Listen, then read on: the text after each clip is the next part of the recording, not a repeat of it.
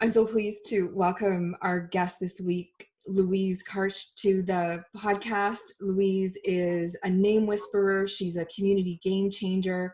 Her latest book, oh my God, see, I blew it. It's okay. I'll just There are go no again. mistakes. I'll There are just no go mistakes. again. Yeah. I'm so pleased to welcome Louise Karch to the podcast today. You're going to love meeting her. She and I have crossed paths in a couple of different ways these last couple of years, which we'll share all about. Louise is the author of Word Glue. It's a book that most recently won the Axiom Business Book Award for 2020, which is a big, big deal. And Louise calls herself a name whisperer and a community game changer. And I've seen Louise at work in a big community, and it's just super inspiring. And this is a very well-timed conversation. So it's a long accolade, Louise, but welcome to Free Your Inner Guru. Thank you. It's a pleasure and a delight to be with you and your fabulous listeners. So let's go back to this book. We were just talking about the role of having a book in leadership. And I was able to learn a little bit about your journey with your book on a conference call that we were on a few weeks ago. And it was fascinating to me. It certainly opened my eyes to this, this progression that writing a book can take in many, many forms. But I don't think I've had it prefaced as, just go for it, go for it, go for it, and keep reiterating. So can you share with us a little bit first about yourself and then that journey into writing your book? I would be delighted to do that. You say on your website that great leaders are great readers. Yes, I looked at your website and all your book recommendations. And I'm from a family that loves to read. My grandfather, whose picture is behind me as we talk, came from a large family, a very, very poor family, and he became a voracious reader. And that love of learning changed his life. That inspired his daughter, my mom. I grew up surrounded by words. My mom used to write down the stories I would tell because I would make up crazy character names, like just crazy character names. So I've been naming things for almost as long as I could speak. And when I moved from gorgeous Canada, hey, we the North, to Melbourne, Australia, my business model wouldn't work here. And so I had to figure out what to do. And so I went to the branding space.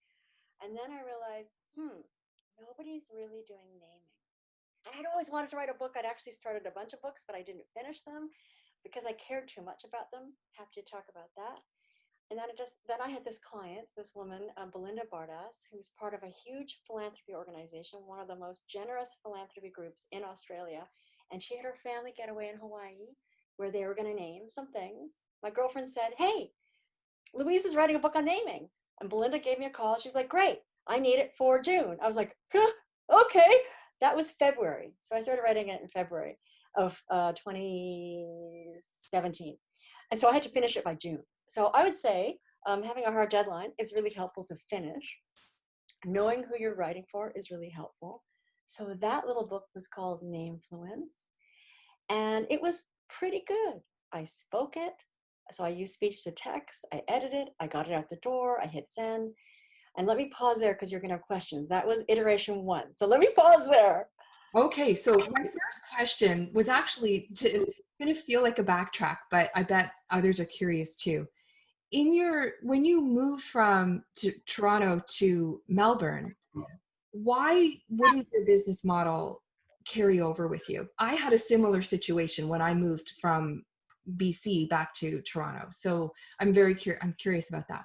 For sure. So I will say that in 2 layers. One, I think it's wonderful if anybody on your podcast, in your podcast community has a chance to live and work in another country, go for it, because it really helps you understand culture and values and how those values get brought to life. So I moved here. I was formerly doing career management as an outplacement practitioner. So I've been in the career management field. I worked for Richard Bowles, What Colors Your Parachute fame, and Bill Carswell, Carswell Partners. Some beautiful people doing beautiful work.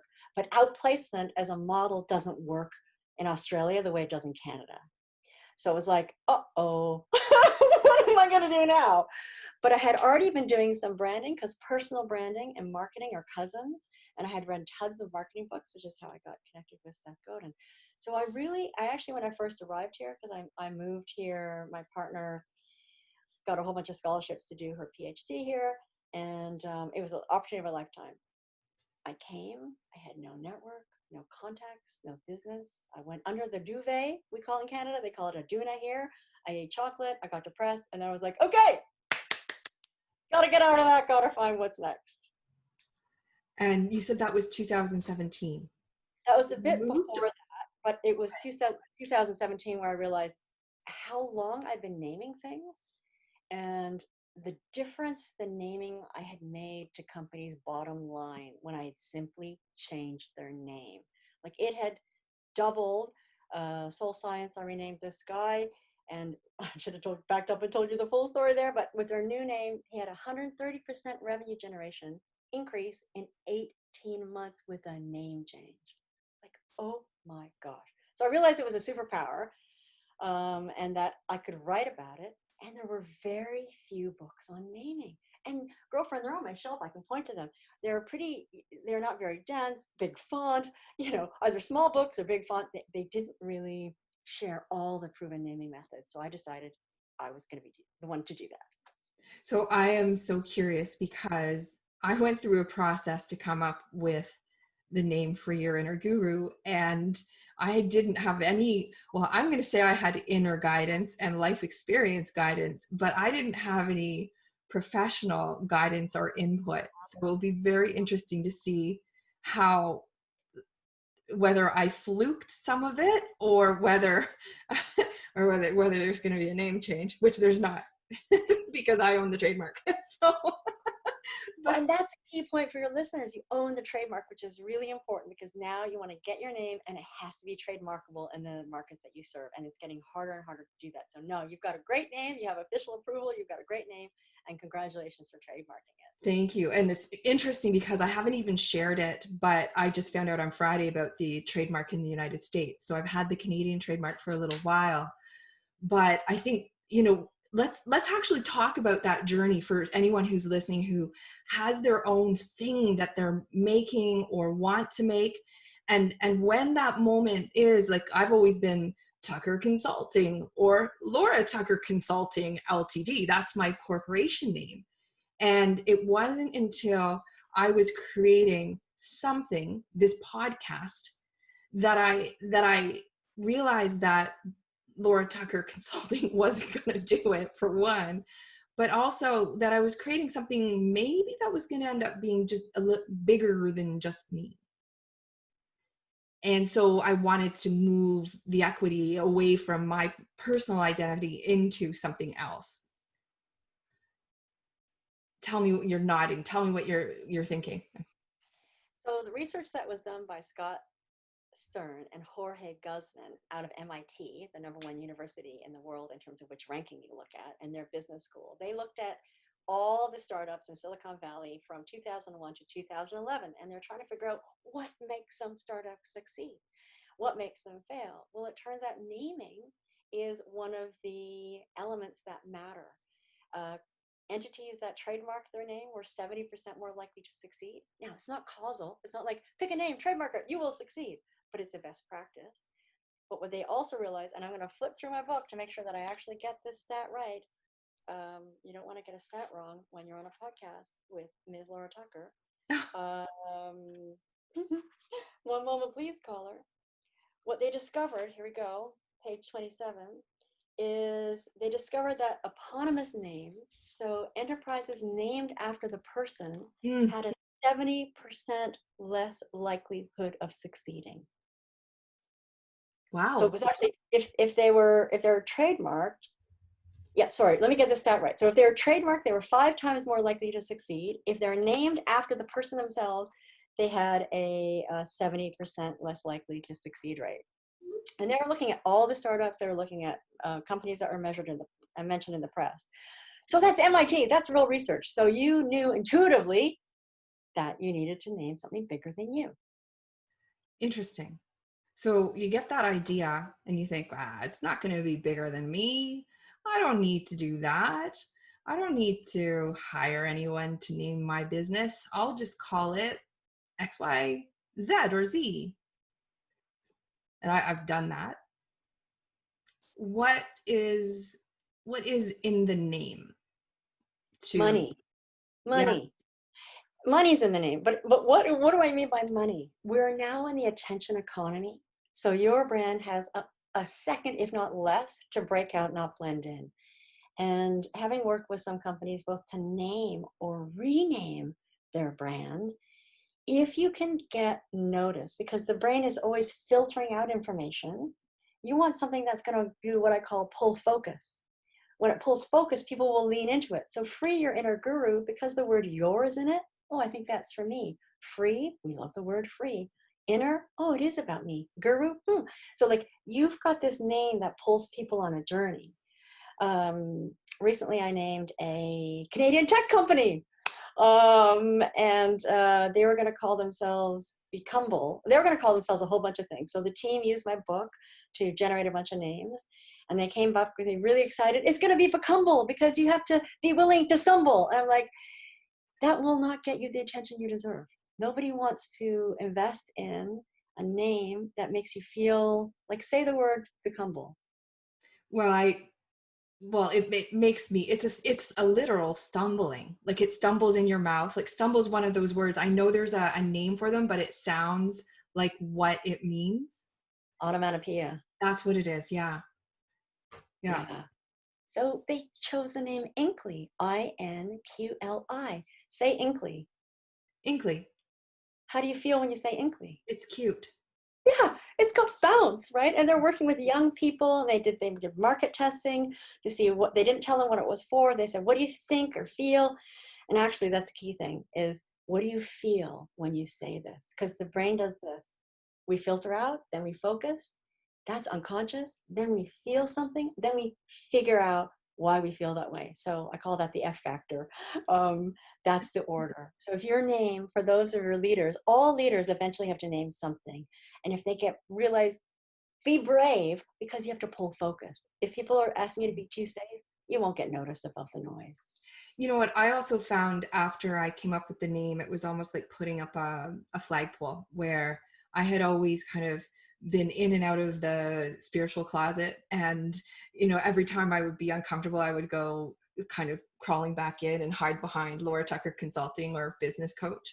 And, and then once I committed to that, it was a full-blown commitment, and I started saying it, uh, and the people who weren't resonating anyways would just almost like turn around and run in the other direction. And then the people who did, they're just like ding ding ding ding ding ding ding ding.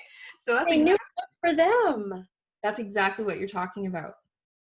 That's so good, Laura. You've done really well with that. Well, thank you. And it was actually quite divinely. I should tell the story when, and maybe I'll put it in the Oh, book. tell it now. Tell it now. This is great. I guess I totally can. So this was like, it was in some of the time frame you're talking about, actually. It would have been April 2017 when I went to a conference that was just a great big pitch fest. So I was just about to leave, and I ended up walking into audit a workshop on podcasting. I thought, this could be kind of cool.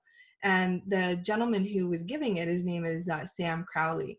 And I remember him because he was very kind, and I'm always an avid participant in a classroom, former teacher, total geek, right? So, and also just there to suck all the value I can. So I spoke to him afterwards in the hallway, and he was very frank with me, and he asked me, like, are you self-taught? And I was like, everything. And he's like, well, then go and you heard enough today to go and get started. And if you don't have a podcast in 3 months, come speak to me, like come back. And so, and I love that, he wasn't looking for the sale in the moment. He was just being super candid. And so 3 weeks later, I had a podcast going, but I was like, I have to name this thing. And I started Googling around, and I wanted it to be, I wasn't clear on even what it was or who it was for at this point, but it was part of reclaiming my voice. And I had the biggest resistance to the idea of guru. And there's going to be a full-blown irony about that in the coming months. But I was there were times, I don't know if you know my personal story or not, but there were times in the last 10 years where somebody who would suggest to me that I'd followed a guru or whatever, I would almost be catatonic, like traumatized by that idea. And so, I spent years and years resisting it. And I started looking at inner wisdom and what was taken and what wasn't, and was searching in iTunes, was searching in Google, and I came across, I'm not kidding you, it was a sermon, it's a podcast, a sermon from a minister in some, like, I don't remember the denomination, like Baptist or evangelical. It had to have been evangelical, but his sermon kind of planted this idea that I picked up the thread and followed. And then I started looking, and the .com was available, and there was no other podcast called that. And I'm sitting there simultaneously horrified and enthralled with the idea of owning that. Like, not owning the trademark, like owning the idea of, you at some point you get beyond following or learning, and you're never beyond the idea of learning, but you are now sourcing the wisdom from within. And it landed just so deeply that I was like, I was compelled. So that's what I mean. Like, I intuited my way along this path, and it's been really rewarding to see how it fits into even where I initially came across you in the marketing seminar with Seth Godin, like really putting that name and that brand to work in there, and realizing like, oh crap, like this can work. And notice that sentence, oh crap, this can work. It's that dance that we have, and I'd love you to speak more about that, because I certainly had it for my book too. It's anytime we're letting that truth really sink in. I listened to that podcast where you talked about being bored as a kid, and I thought, yeah, but bore is also the word for digging deep. And now look at your life. You're helping people dig deep. And when you get one of those ahas that resonate, it's almost like it displaces doubt, and it displaces anything that we need to clear away in order to step into our new self. Oh, I couldn't agree more. Like, and it has a way, we've seen in recent weeks and months, I guess plural now, where people have been, have been really super challenged in their life and their business. I know a lot of the people that I work with are small business owners or in industries that have been highly affected. And you're seeing people do things like move to video online, where in previous years they experienced enough resistance to that idea, that concept, that skill set, that they wouldn't do it. And I loosely include myself in that group. But it was something that, it's a but and an and, right? So it's, but I had kind of gone through it and I hadn't become natural. So, sometimes the change does come from circumstances outside of us, but it's how you respond and whether or not it's full-blown reaction, or if you're like, all right, it's time to really go to the next level. Because there's always a chance, there's always a choice to go to the corner over there and curl up into a ball as well. And even just listen to the way you said that, all right, it's time to go to the next level. It's like that, there is, and Seth calls it the resistance. Richard Bowles called it the safekeeping self.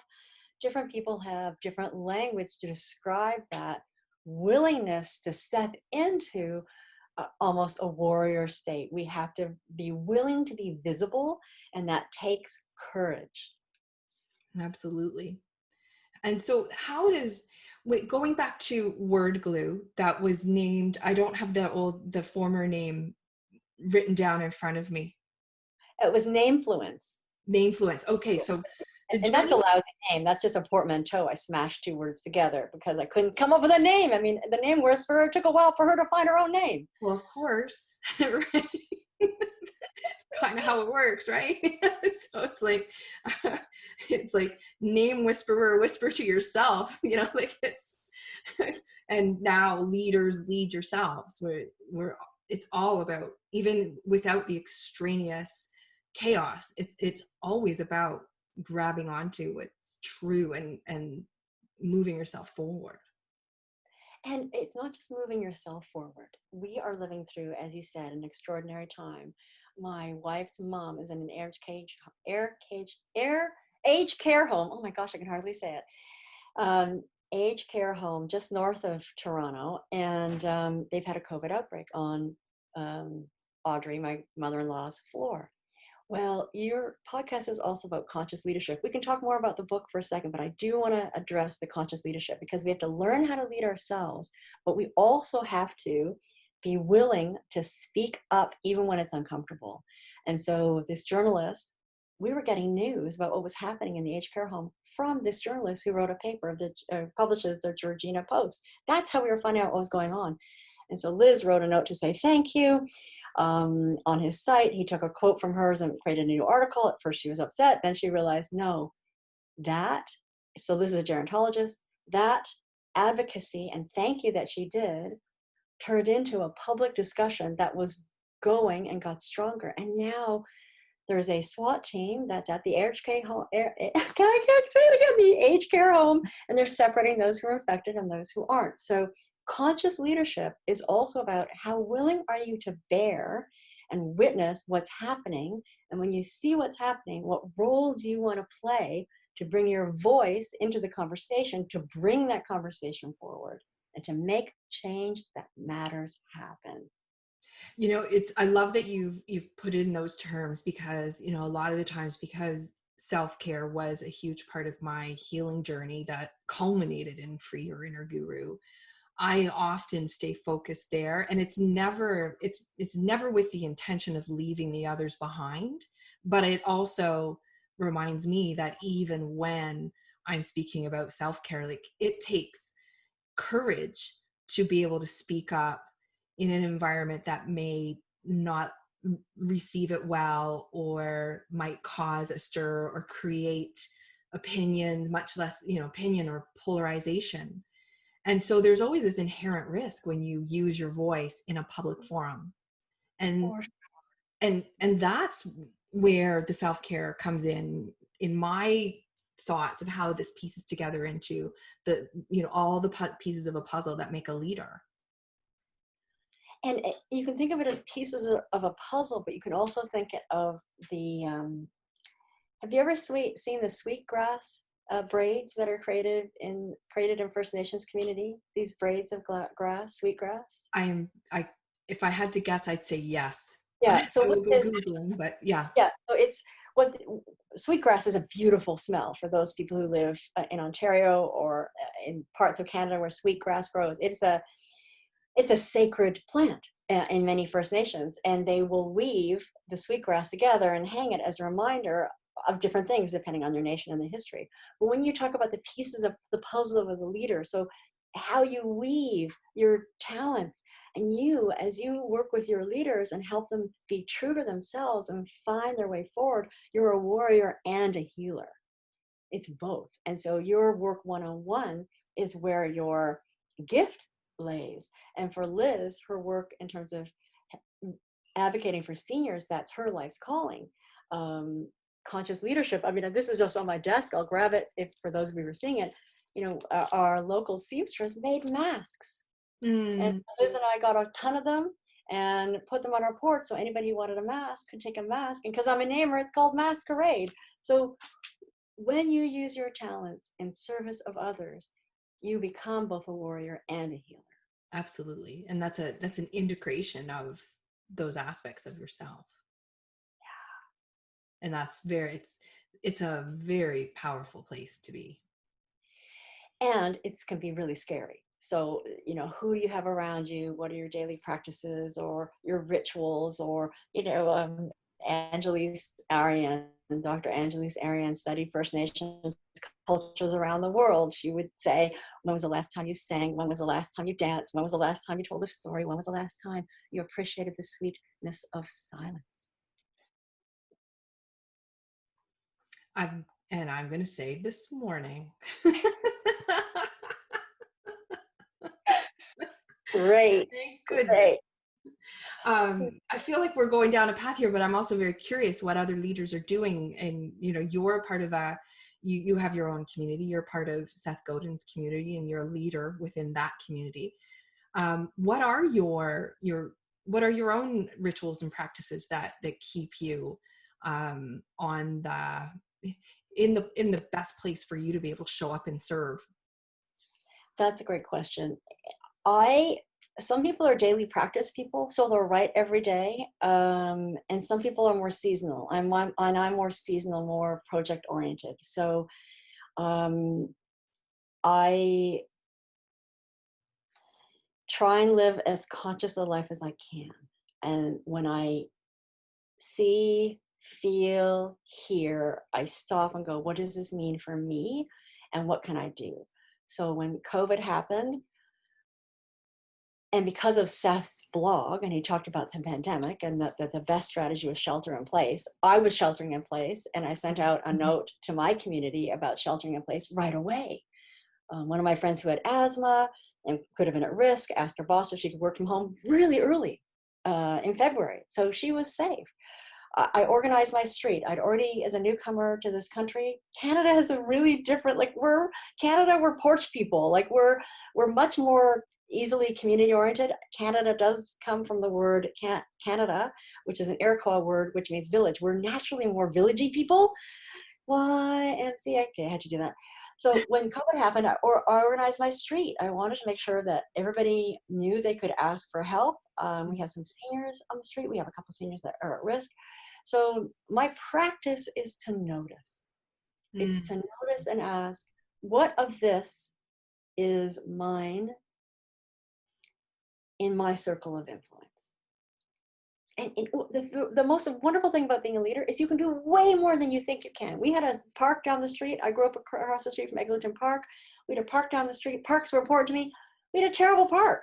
It was completely neglected. Well, I put in a proposal. We got $350,000 from council to repair the park. Like, it just takes one person to notice. So my daily practice is I'm always going, what are three things? My partner and I were always going, my wife, we've been married for feels like ever, which is good. We're about to celebrate 17 years. We do a daily gratitude every day. What are three things you're grateful for and why? Martin Seligman's research on gratitude is really strong. You need to not say what you're grateful for alone, but it's the and why that helps. He says, right? Liz and I do it verbally. That's definitely one of the practices. And usually I'm also doing exercise every single day.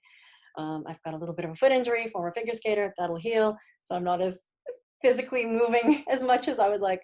And when my gym is open, I'm doing yoga all the time and I'm working out regularly and all those good things. So yeah. Have you found sheltering in place, has it changed things much for you? Are you able to maintain your routines or level of activity? It certainly created a little bit of wobble as I was like really trying to figure out what does this mean. I have a home-based business anyway, so that didn't change. I'll tell you one of the things I loved is because it began for us in Australian summer. So families were home, walking up and down our street, and I planted a community garden out front.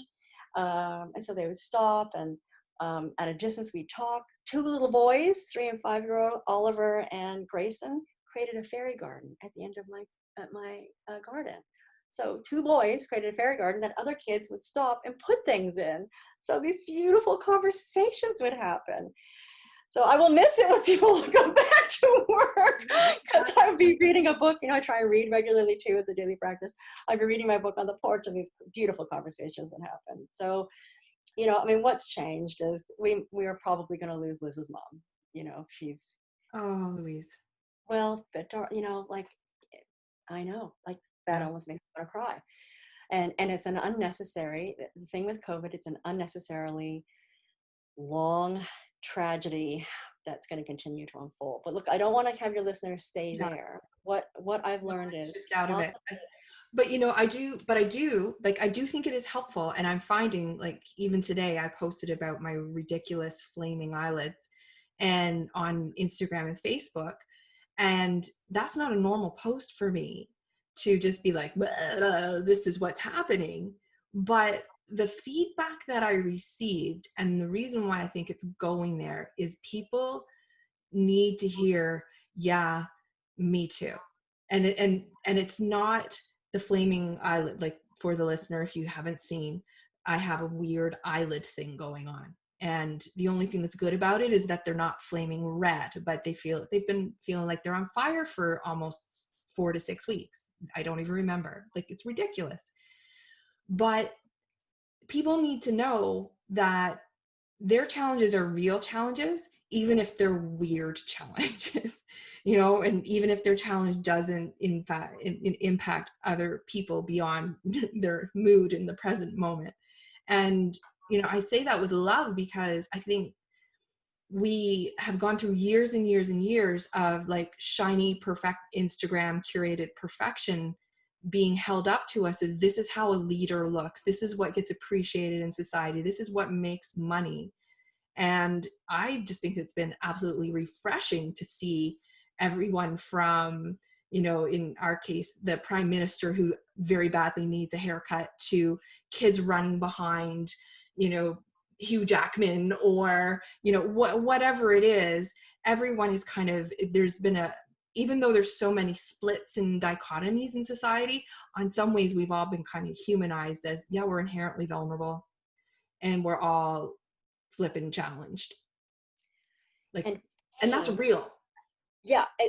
And pain is an invitation to empathy. And because your work is about conscious leadership, we don't have a food problem. We don't have a PPE problem. We have an empathy problem. So if we cared enough about our seniors, we wouldn't have them in these warehouses where part-time care workers are paid badly and are going from place to place to place till they can make a life and a living. And now they're spreading the COVID-19. So empathy, and as we see this tragedy unfold in developing countries, and as we see leadership, both national and global, fail or succeed, if we don't have empathy going forward, this is the great call, I feel like, in terms of conscious leadership. It's to care enough about ourselves. Yes, your eyes are not just red, but they probably are scratching and hurting. In many practices, let me just grab a glass of water here. Hang on. You will do a meditation around, this is the pain that I'm feeling. Who else is feeling this? Yes. How do I love myself in this state? And how do I love others who are in this pain? And that awakens the doorway to a wholehearted activism that we need now. And this brings it right around to the conscious leadership, but also why it's so important to hold people's attention, coming right back around to your work, where there's so much noise and so much news, and some of that is both. And being able to like stick that flag up and say, it's not for everyone, but it's for you. And to be able to gather people in order to create change or bring awareness. And I think that's been part of what I have had the great benefit of the last year of kind of hanging around and taking the courses that you help facilitate in Seth Godin's organization, is this huge emphasis on empathy.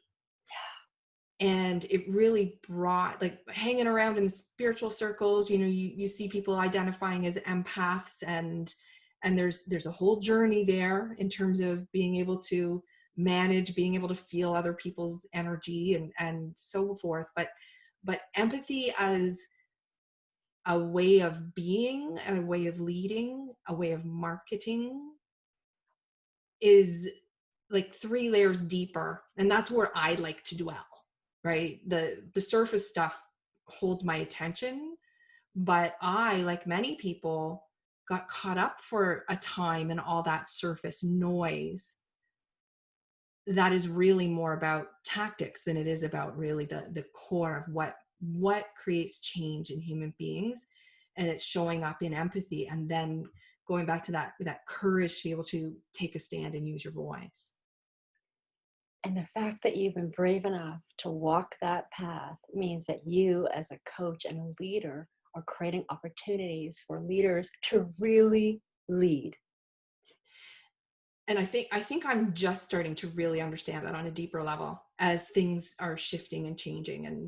And after, in my world, it's almost like, because I have been staunch in my refusal to kind of go where a lot of the self-helpy coaching marketing has gone over the years. That's why it's been such a relief to find that environment, because I feel like I'm speaking to my people, and and and learning with my people, which is amazing. It's how everybody wants to feel, right? Like that sense of belonging, that, yeah, you might be a little bit of an outlier to when you look at society as a whole, but you're not such a special little snowflake. And there is an approach that's going to work for you. Because otherwise, how do you lead anyone? How do you get any message out without, sometimes I think about it like without full on selling out or just buying it, which isn't sustainable. So yeah, I want to know, like, where did your journey sort of dovetail there, and then coming back around to word glue, because this is your distinct body of work. And I understand you did some work on it in that very same environment. Yeah, so I was born different. I was born with a cleft lip and palate. So I had tons of surgeries as a little being. And I learned really early on that life is not fair, that people are treated differently based on how they look, how they sound. They failed me in grade 1. I now have 3 degrees, or 2 degrees, and good marks. Intelligence was not the problem, but because of the way I spoke, they thought I lacked intelligence, right? So it's very, books were my savior, right? Books never beat anybody up. Right? Books are an escape. Books are a path. I remember as a little kid in my bedroom on Roseland Avenue, I would look at my bookcase, and I remember one night my bookcase came alive. The toys came, like, I actually remember, like, I was such a little kid, right? But obviously I needed a magical world to cope with all the surgeries and all the rest of it. And good for my brain, or good for the spirits that be. So my path from that little kid who came out of the womb, not average, was a blessing, because my friends were the different misfits early on. I learned how to literally fight for myself. And I learned how to be brave. I learned that when that butterfly feeling came, that was not the time to be quiet. That was the time to speak up. That was the time to fight back. That was the time to speak up. I was an activist in a variety of different causes over my lifetime. One of the things I'm most proud of is at the University of Western Ontario, when I was the acting manager in residence at Saugeen Maitland, one of the staff got attacked on campus. Mm-hmm. That being a witness to the police interrogating her, the on-campus police interrogating her, I was a conscious leader in that moment. I went, that's not okay. That ended up with the UWA safety audit, the Western Foot Patrol. That changed lives. So conscious leadership. So being different taught me empathy. Empathy taught me my favorite expression my mom said, I said all the time as a kid, that's not fair. So if I saw something that wasn't right, I learned, because I had a kick-ass mom, that you could do something about it. Interesting enough, she improved the park when I was a kid. I improved the park when I'm an adult, because my mom, who was a business owner, my mom was a CEO at a time where moms were nurses and secretaries. So I learned from a brave gal. The book. Thank you, podcast listeners, for the patience. All of you, I believe a book will change your life. Your book will change your life. And you all, anybody listening to this call, anybody following Laura, has something they could say that would help somebody who's coming along. And I wrote a book, Word Glue, because I was working with these amazing companies, amazing people doing work that mattered, and they deserved to get noticed. And I wanted them to have every tool possible to ensure their success. And I was motivated by helping, the Belindas of the world who run philanthropy organizations. I was motivated by the healers and the doctors and the foodies who are creating products that are good for the planet and for people. So I wanted to be an author because books had saved my life. And I wanted to understand the process of writing so that I could write this book but the other books that I have in me as well. Mm. And with Word Glue, it's a different book. Now, I will say, this is the first, full transparency, this is the first book on this podcast that I haven't written. So, or haven't read. And it's because we put this together so quickly, and I got to understand some of the rationale behind it. And my understanding is that it is intended to be your way of disseminating everything you know that you've worked with these larger companies to do into the hands of the creator, the creative, the leader who is looking to, have that equivalent experience of some kind of weird divine guidance to find their name. Like, there are steps that you can go through that would engineer you, and maybe I would have come up with a different, even better name, I don't know. But there's 3 parts in your book. This I know from your website. Can you tell us a little bit about the arc of it, and what people how they would benefit from it? I will. And I'll also say, for those of you who are listening, your book will become elegant over time. You'll figure out what are the sections that are necessary to be of service. And so for me, the first section is how. What are the principles of naming? There's 7 principles. And if you know those principles, like don't name your business after yourself, is one of them. Well, it's not one of the principles, but it's in a cluster of principles. So I look at the research. I look at that brain science. So if you understand these 7 principles, you need to be brave, not blah. You need to pull focus. That's the first section. And then pop, like the first edition didn't have every naming method in it, but the final edition does. I spent a couple of years noticing every time I saw a name, what's that technique? I looked at all the game-changing companies, so the Haagen-Dazs, the Rolexes, the Apples, the YouTubes, the Googles, Ladies Who Shoot Their Lunch, which is the wine, that bottle that's behind me for those of you seeing this. I didn't name them, but I helped them tell their story and win an Australian Marketing Institute award. I looked at all the names to figure out, okay, what is the story behind the name? What's the strategy they use? And what are the steps that people can take? So in that middle section is the tip, dip, and flip book. You can flip through, find the tip you like, and dip into it, and in 10 minutes, generate new names. And then the last section is pro. Now that you've got your name, how do you launch it? How do you do with legals? How do you get your brand designer to develop a good logo? And that's where we talk about Wade, because Wade did the cover of the book, and Wade Gifflin of Sherpa Creative did your branding. So the book is an agency in your pocket. I mean, Lexicon charges $40,000 to name a global brand. And that's their base price. And I wanted some of these entrepreneurs who are professionals to be able to have everything they needed, because at that stage, they can't afford a big agency. Right. And just to backtrack there, you said, you said it clearly, I just didn't remember it well enough because I wanted to jump on it. You said a what in your pocket? It's an agency. An agency in your pocket. Yeah, so you've got a naming agency in your pocket. So I give the Q12, which are the strategic questions you have to ask to get at the foundation of your naming. You've got all the naming techniques, and then you've got all the launch strategies. So I even talk about how to do a brand roadmap. My mom at the back cover said, I put her quote on the back cover. She said, "Why are you giving away your secrets?" And I gave away my secret. I know. I gave away my secrets because a conscious leader also knows they might not be on the planet for very long. So be generous. Yeah. Generous. In fact, you generously mentioned Wade in this. This is just too good not to share. So Wade Gilpin, who is one of the owners of Sherpa Creative here in Toronto, somehow, some way, we put it together that he did your book cover, and he had already done my branding for Free Your Inner Guru. So there were 0 degrees of separation between you and I, and triangulating out to Wade. And it's 2 very, very different looks and feels, but they're both, I got to tell you, after, and this is how I think as I went through it, it wasn't always, I wasn't always very confident with the brand. I was shy around it. And then creating the visual aspect of it required a ton of guidance as well, which I got from Wade, which was amazing.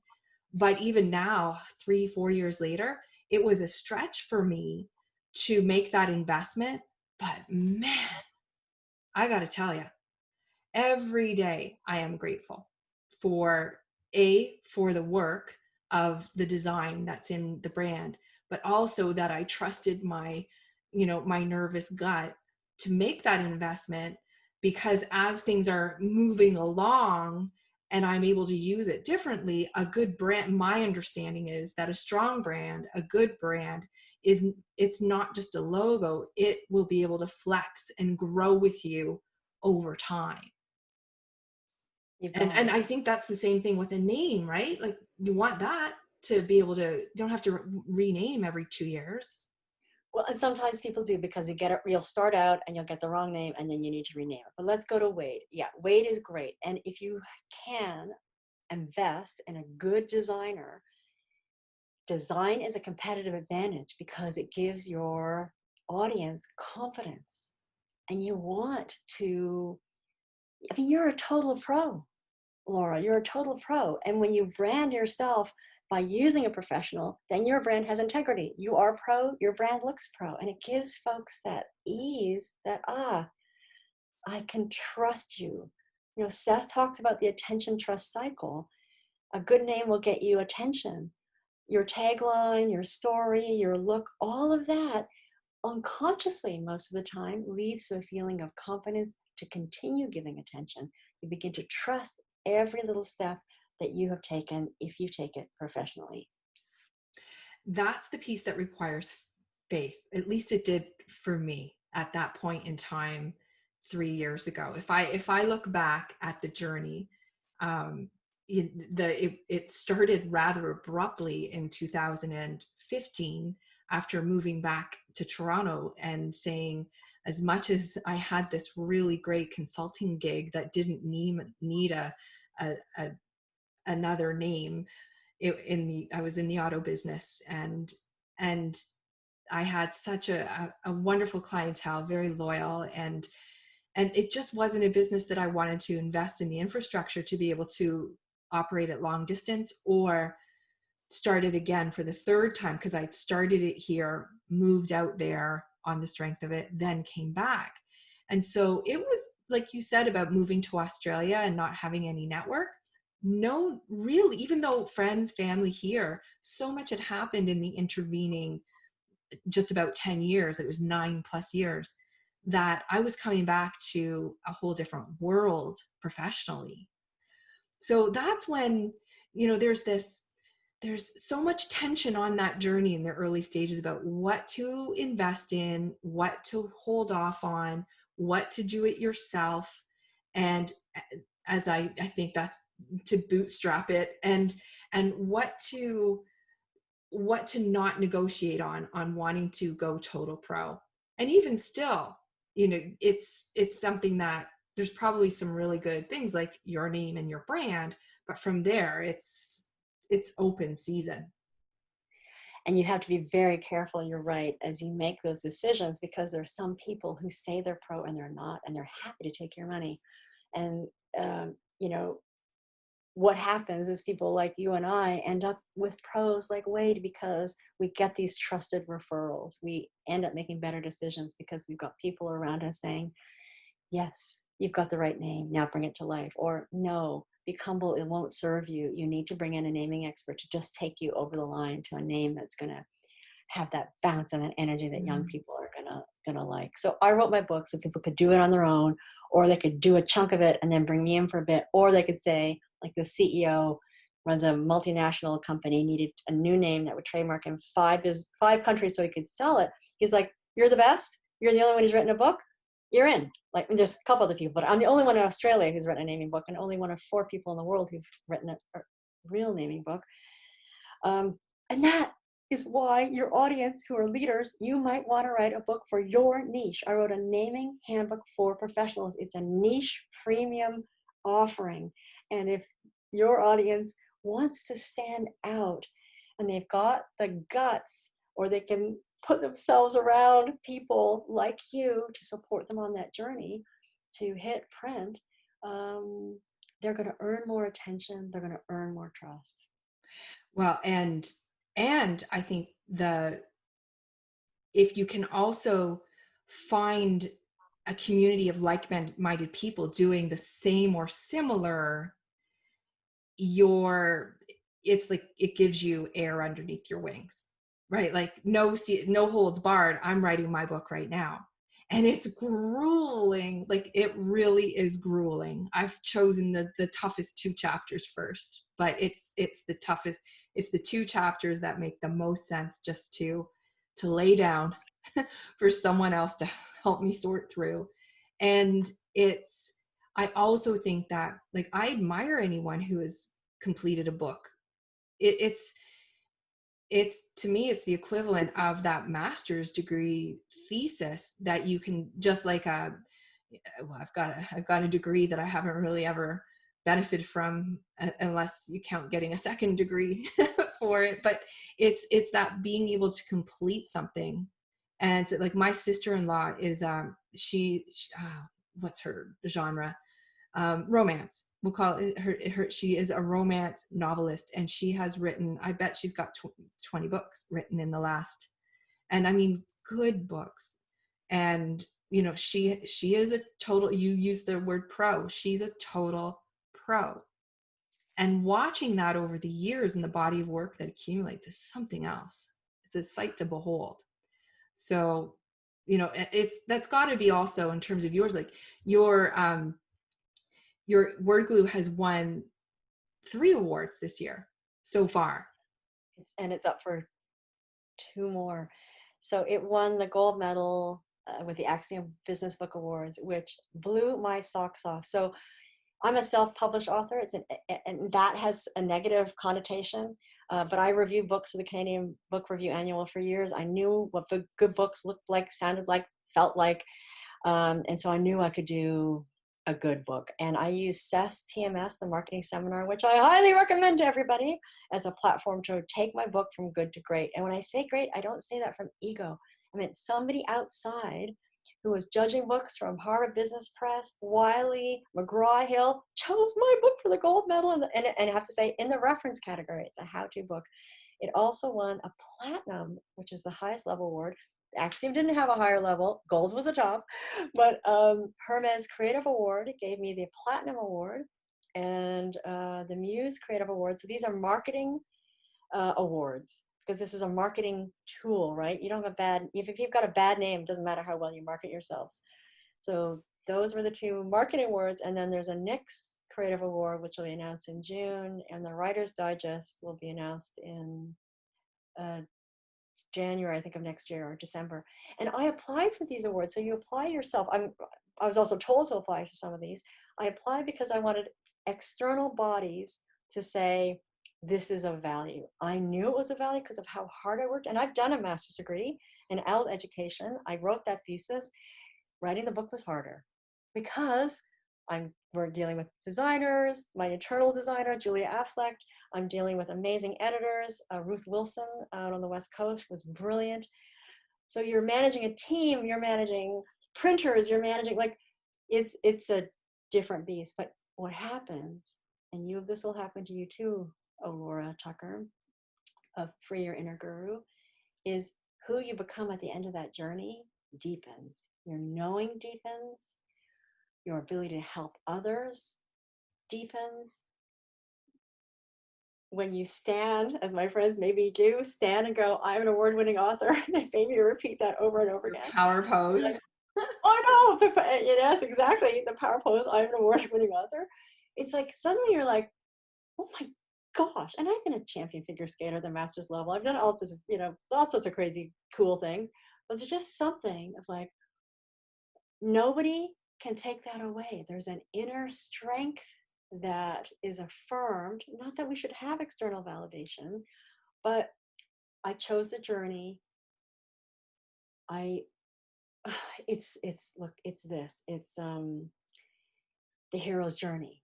100%. I was going to interject with that, Louise. Yeah.